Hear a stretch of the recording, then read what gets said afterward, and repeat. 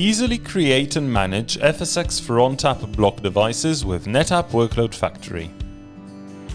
Amazon FSx for NetApp ONTAP provides enterprise-grade performance, security, and cost efficiency to multiple storage types in the same service.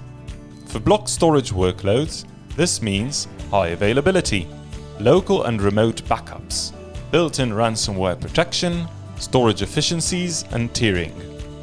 Let's see a simple way to create and manage block devices on FSx for ONTAP with NetApp Workload Factory. Go to the storage workload, click on View File Systems. Click on the file system in which you want to create and manage block devices. Click on the Block Devices tab.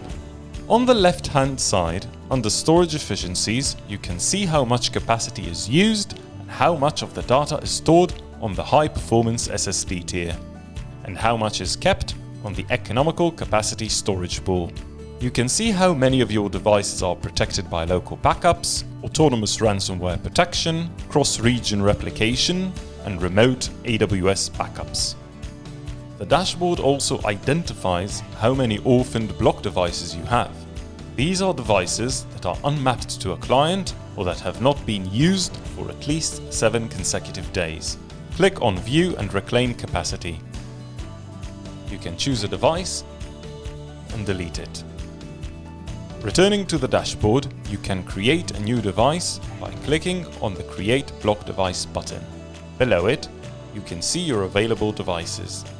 You can see if the device is online, what workload is it used for, and view the host that is using the device. You can take this host ID and locate the host in your AWS console. Finally, you can see the block igroups, which map the access to the host. Click on the igroup name.